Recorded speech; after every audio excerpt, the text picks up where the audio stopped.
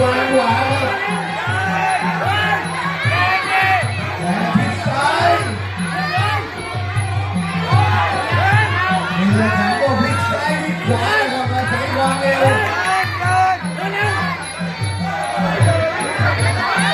ขยับย่อเข้ามา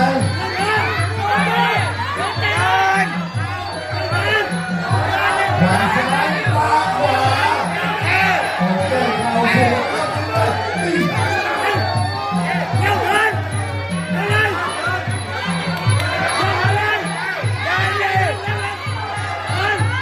โยกมาไหมครับมีมากันไม่ยังมีซ้ายทีขวาได้ทั้งขวาครับแรงที่จะโต้ไปยังวางไปมีมาทำที่ซ้ายขวาข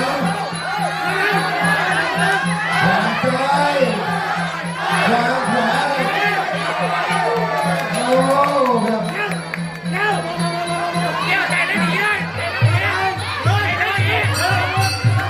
หมดยกที่3ครับเอาละครับ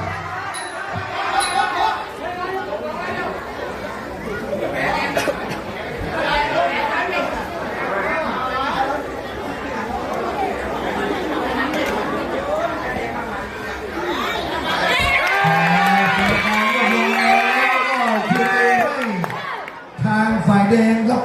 นี่แหละขังของสุรีมวยไทย